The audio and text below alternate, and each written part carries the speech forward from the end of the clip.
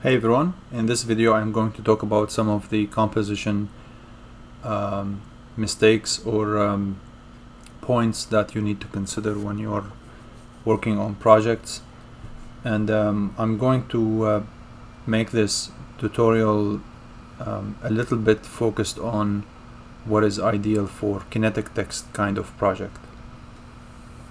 So I have this text here, and generally speaking, if you just have one point, or one text in the composition, and some of the materials that I'm gonna be talking about today are coming from my knowledge of photography, and other ones are from graphic design. And some of the main lessons that I learned was from books called The Index of Design. So it might be an interesting book to read, or to glance. So one of the things that I learned from the book is that if you just have one element and you want to make it really interesting, you don't want to just put it in the center. You might want to just do something like this, somewhere in the thirds, just because it's more attractive that way. Centering is, it seems a bit obvious. Making it at the bottom sometimes might help, but going with the thirds tends to make it more interesting. And that is pretty much what we see in movies. Like they use the rule of thirds and all of that, but just to consider the fact that it's ideal even for having one element in the scene, and to consider that, to even work on that one element, is kind of interesting to consider. The other thing I want to talk about is called tangenting. So for instance, in this example here, I have these two texts, and I can read them easily without problems. But if I do something like this,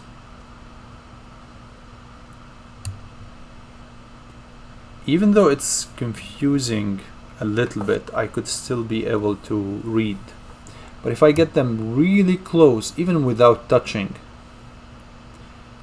I become less able to really figure out the silhouette. And I start seeing this, for instance, as a creature, right? Like, here's the belly, here's the head, here's the two legs. Oh, that's interesting, actually. If you do something, for instance, that could be something like this, maybe you start this is a bit too much, obviously. But in many cases, for instance, if you had the dot of the I to be somewhere also on the G, somewhere there, it becomes really difficult to read. And the tangenting doesn't just apply for things like this. It applies for the frame. So if you have the text here and you kind of want to get it really close to the frame, to the frame of the the image or the canvas, if you must, you do not want to get it like this close, because it just feels like it's the eye is going to track that line, and once we get that kind of interruption, it almost like pokes a hole in that canvas and just makes it less balanced. It feels like it's just poked it and the water is gonna pour out of this canvas. It's just kind of really uncomfortable to the eye, unless you want the composition to be uncomfortable. The other thing about tangenting is that sometimes getting really close like this could work, but if you kind of like get it this much and you decide that you want to go further, which in some cases sort of saves the day, the issue is that when you tangent some of the circles or some of the shapes of the text with the frame, it also loses its definition. In other words, Let me choose a different kind of text, so it would be a little bit kind of generic. I'll just go with this one. The text is generally designed in a way that even if you cut it in half like this, you would be able to tell what the text is. And that is one of the impressive things behind the scenes in graphic design. Same as the other way around as well. But in some cases, when you kind of do something like this, or you kind of like get it this way and sort of, or if you tangent them that way, you start to feel like, is this supposed to be a P? Is this supposed to be an N? Is this supposed to be whatsoever? So the other thing is that if you push the G, for instance, all the way here, it starts to feel like a C. So that is one of the kind of side effects of having tangenting situation. Again, that's just another example to kind of, you know, there are so many cases where tangenting applies, and you want to think about it as the tangenting is anything that really tweaks or twists the our awareness or recognition of the silhouette of something. I'll show you another example of tangenting, an image that I found on Google. So in the example here, you see the line of the chin dimple is aligned also with the line of the throat and also with the neck. And we no longer can see this as like a chin versus a throat versus neck. We just see it as a confusing formation. However, if we take differences, like put some differences here, and like you can see how drastically different it becomes. Another thing that that I see here that they have made but did not necessarily address, maybe, you know, it was they wanted to keep it simple. You can see here like how the tie is kind of like this is the tie, and it's kind of going a little bit out and getting kind of, it's like coincidental touching with, or kind of tangenting with the line of this here, whatever the name is. So that is another example, but better examples are here. So you can see here the chin is kind of almost, you could call this like kissing that line, which is pretty much tangenting, and suddenly you start recognizing this as a very weird shape. You start to see this negative space here as a new shape that makes you like, what is this line here? You no longer can see it as clearly as, oh, it's just a line here for the ear and this is the jaw, right? So the same thing here, for instance, you can see how all these lines are meeting in one area. And this is one of the things that happens a lot, especially when you have a cluttered scene, especially for 3D artists.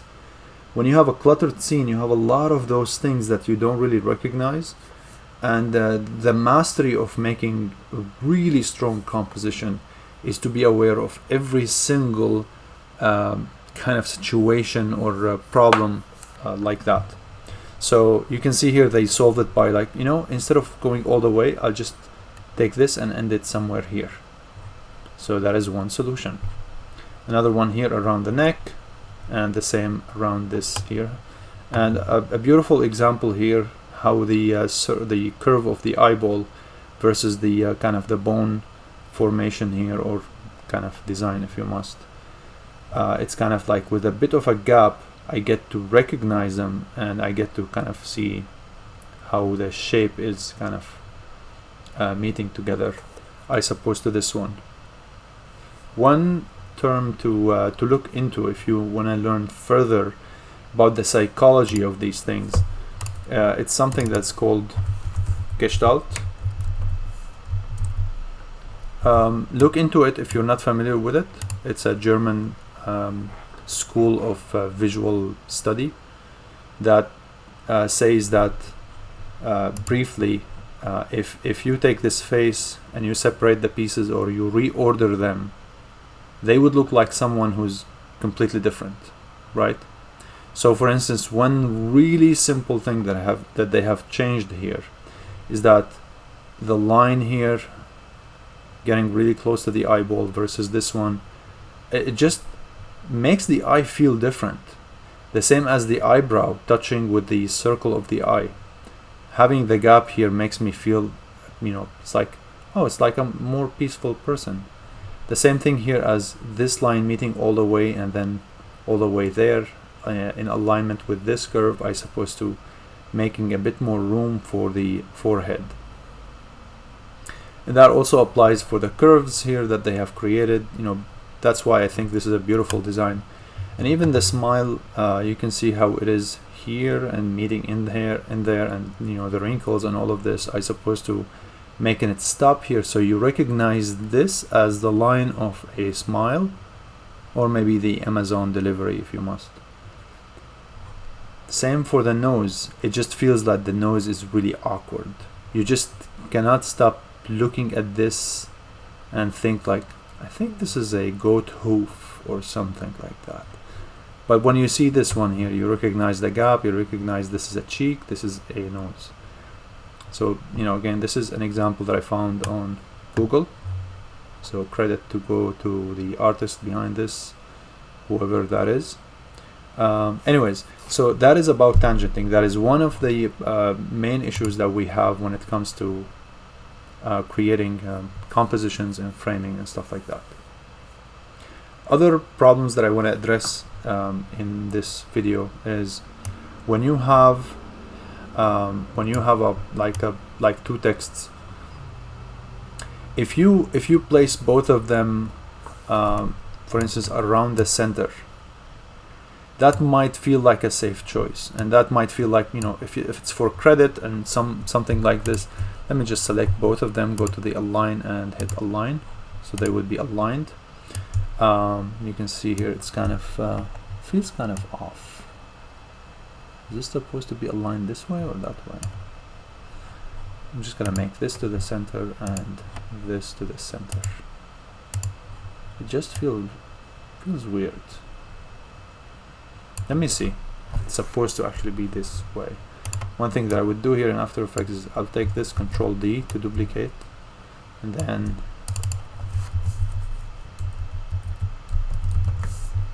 so yeah, it's not the text that is weird.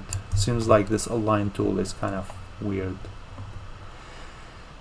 So it may seem like a kind of a good thing to go with, right? And it could be the case. But let's say I'm going to take these guys and make another text.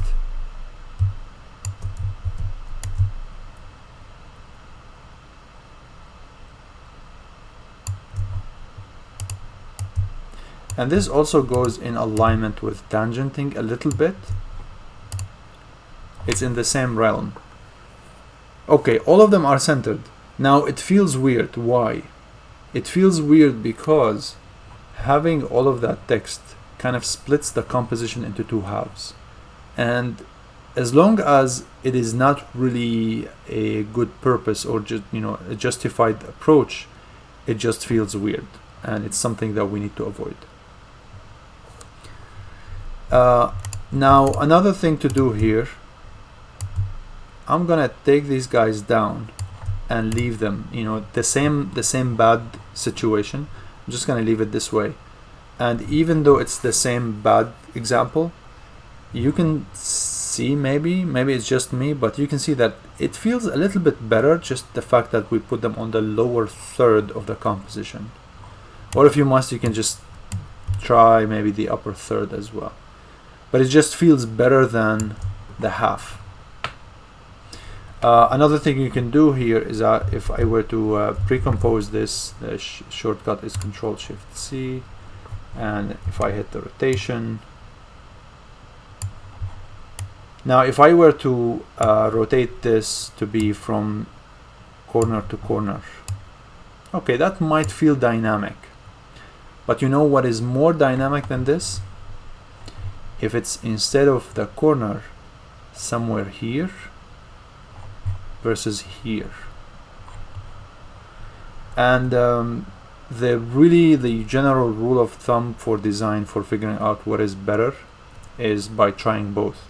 So I'm going to duplicate this guy, hide one of them, and then I'm going to change the rotation to make it this way. Okay, so now we have either this or that. It just feels less predictable, I guess, or more dynamic. And also, like, it feels like the negative space is not really like split in like two diagonal halves. Okay, so that's another thing that I wanted to mention.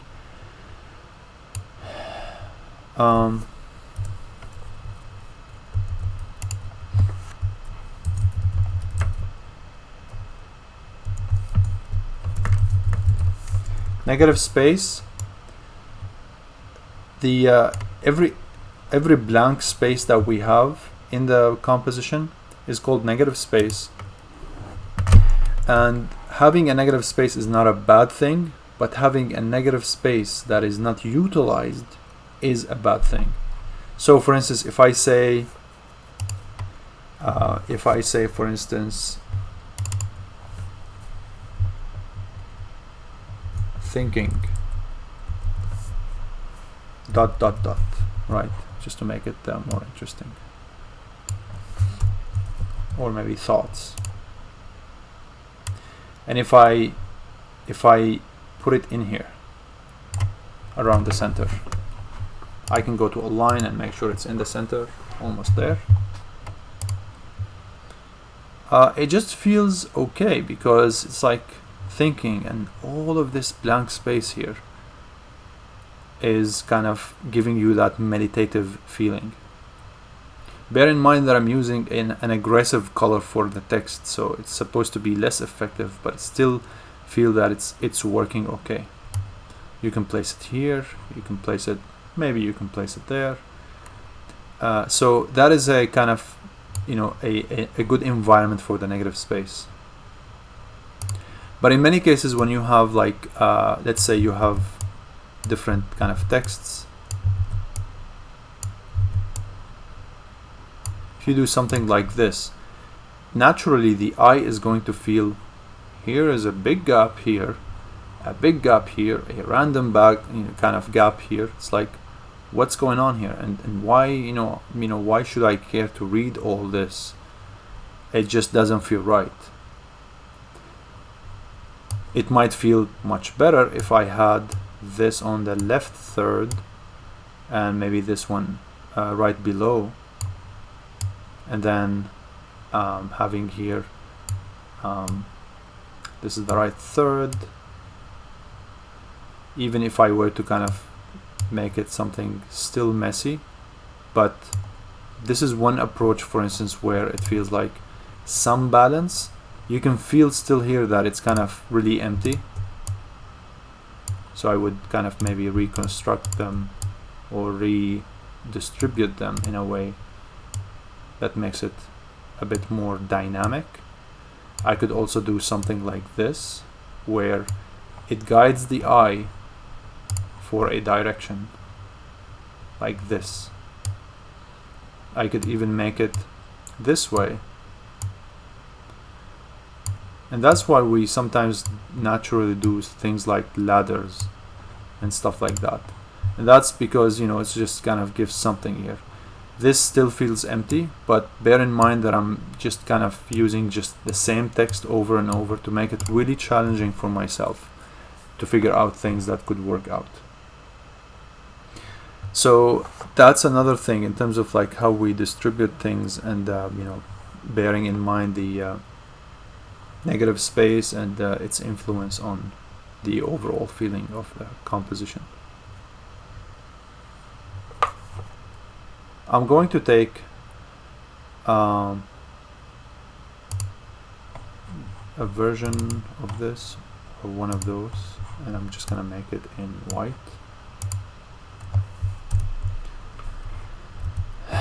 You might have seen some ads where you get this kind of look.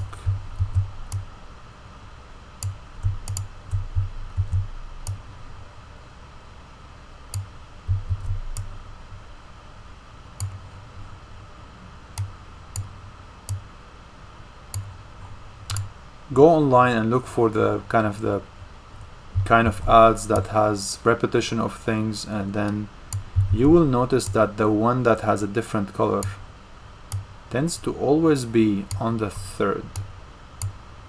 And you will notice that I did like this ad, but I'm not sure why, even though it looks weird and you know it's kind of composed in a weird way. But I mean, if it was in the center, it feels a little bit overpowered and it feels like, okay, what are you trying to tell me? But if it's on the center, it's kind of a low-key, attractive kind of element that just somehow works. If I make it a different color too, you know, that would work too. So just kind of to touch again on the importance of the thirds. Now let's say I'm gonna delete all of these and these and these. Another thing I want to do is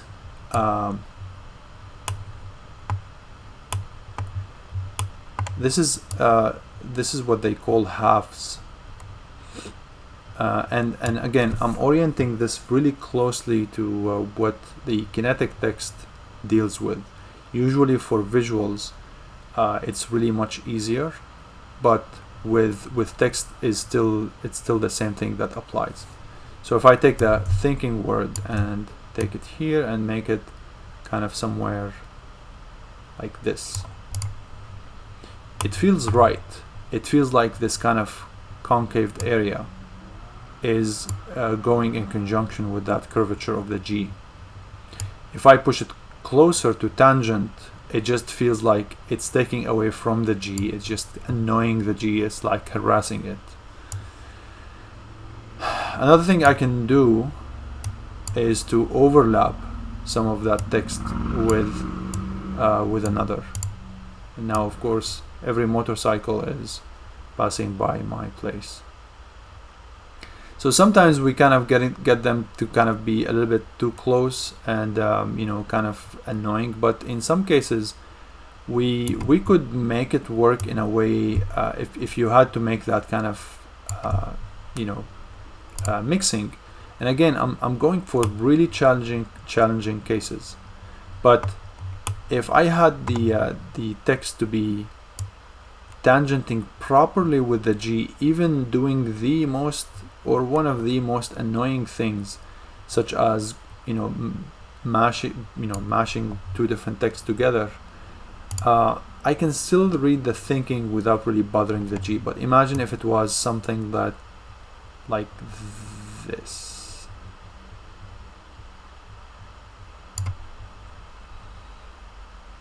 It's a little bit too much, because I have some tangenting here, some tangenting here, and you have this line going up, and then you have this line sort of interacting with it, and this almost sort of like shows up. And to make it even worse, I'll make the tangenting here almost like kind of offset in a way that is not really tangenting with the line, but it's just barely taking a bite out of it. And you kind of almost see this as a completely separate object, this piece of red.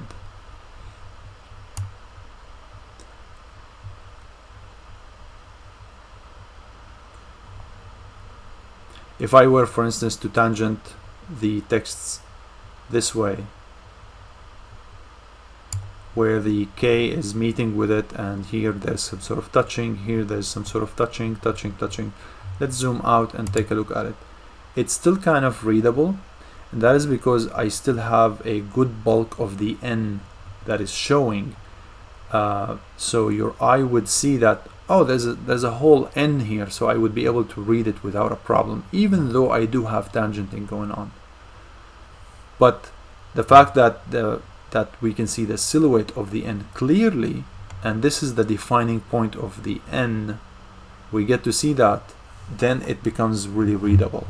we get to see that whole line for the K, then we get to understand it.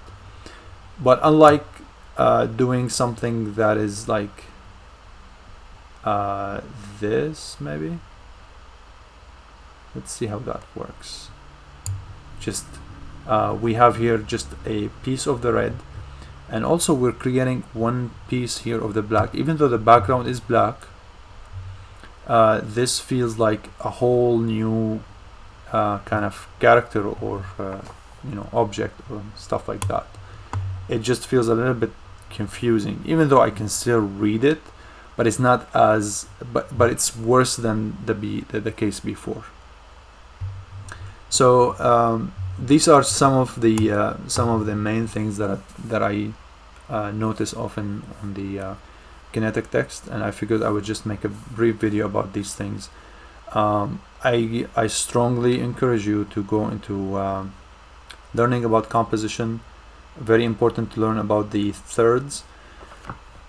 Learning about the golden ratio is not necessarily a great kind of approach, because it may feel a little bit confusing, and a better approach to understand the golden ratio is to understand the rule of thirds first, and to understand the centering, and you know, how we kind of get things to be effective using the rules of thirds.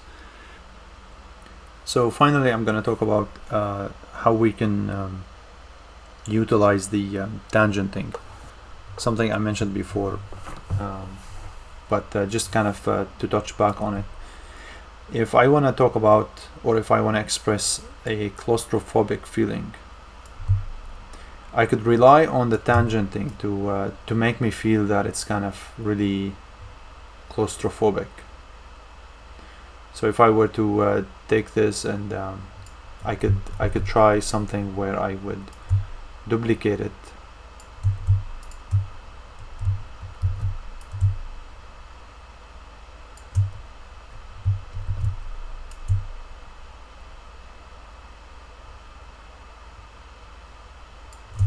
So that kind of repetition is like, oh, this is kind of you know, making me feel less comfortable.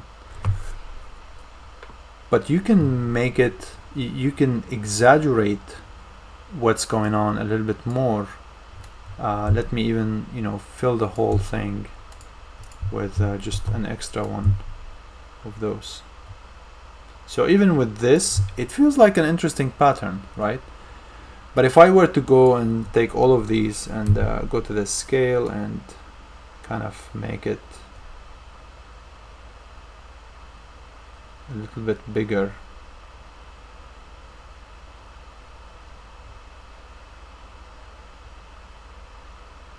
or even like I don't know, just a tiny bit, because like I mentioned, when we start trimming the text, right now I can still see, and you know, this is also going to the understanding of tangenting as well.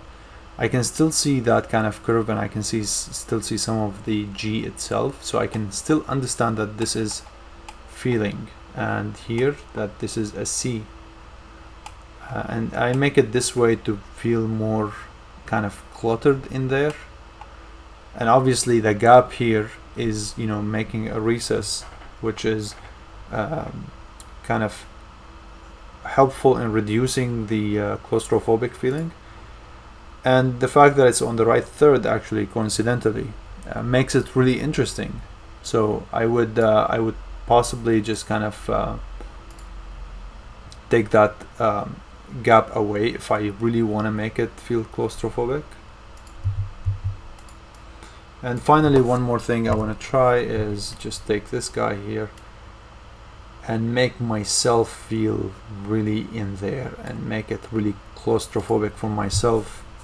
And for someone like me, who I think I have OCD and I love for things to be perfect, this makes me really annoyed, because the fact that it's distorting the text, which is like really bad. So it just feels a bit more claustrophobic now. And in this case, we are utilizing purposefully the tangent thing to work for us, to create some sort of a feeling.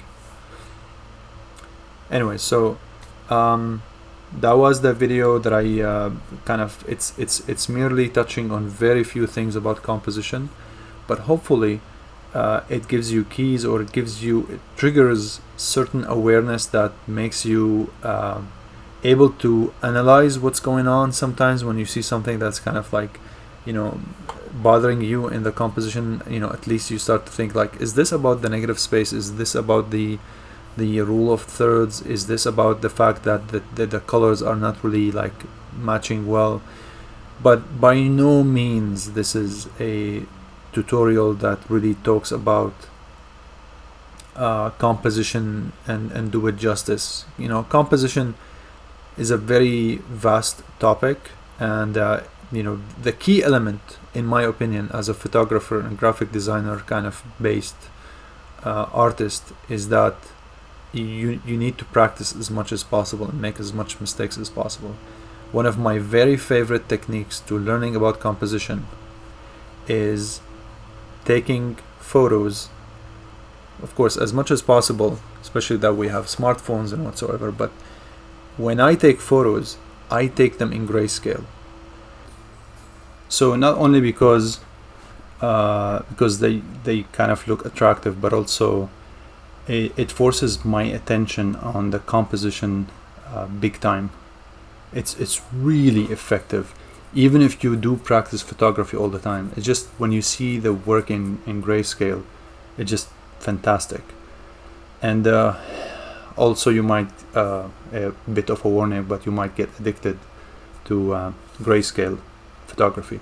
So I'll show you some examples, closing with some examples of composition in grayscale. Hopefully it sort of triggers your imagination. And one thing that I would like you to do is, when you see those images, try to dissect and understand what is really going on that makes you really like this image, or maybe hate it.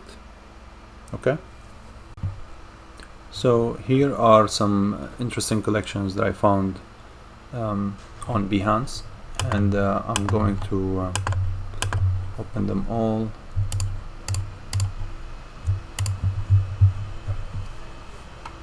And just briefly talk about them. So the same thing about that I talked about the diagonal line. If it's coming from the corner to the corner, that's kind of interesting. But when you cut it this way, it's really interesting. And what's more interesting about the fact that it's split this way, other than the difference in the texture, is that we have this tree that is on the right third. Granted, we have some people here that make a kind of a tiny and simplistic variation, but the tree here is making the major difference. Lower third, interesting variation of shades, and then having this meditative, what I call meditative kind of space.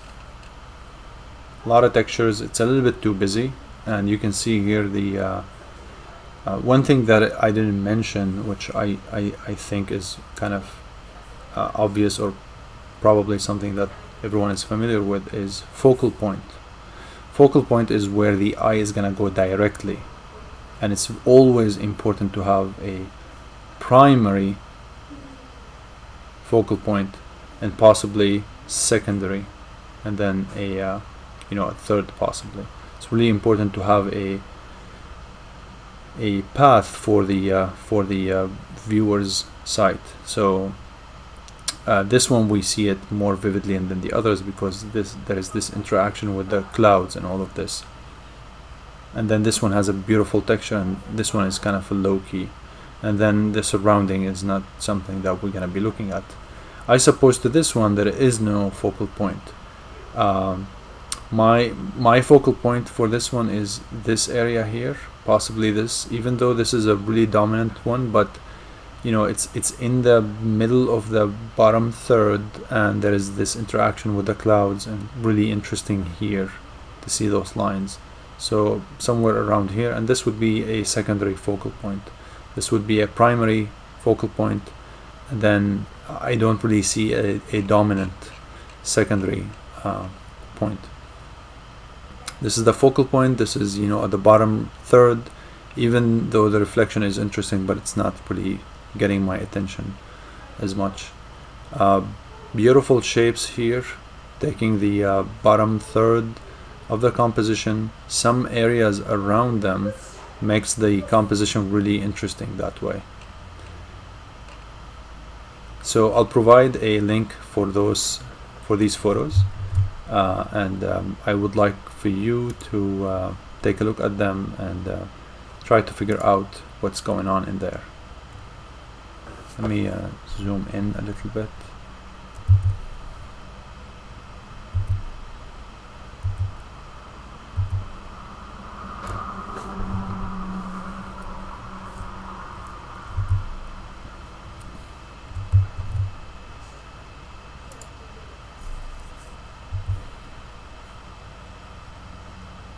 The variation in the textures and the difference. Then you have this line that is not going down vertically straight. It's not 90 degrees. If it was 90 degrees, this image would be a lot less interesting. This is wonderful. How the lines here are meeting, and you can see here that the artist was very careful about tangenting. You know, it could have been easily where like you take the photo and like, oh, this one is meeting with this one, or maybe this is going with this line.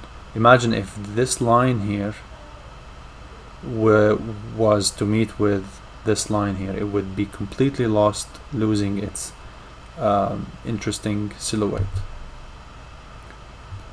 Another wonderful example, this is in the very middle, and this is taking down, you know, growing from the lower quarter all the way to the half, and then we have in our lower third is the focal point for all of these interesting elements.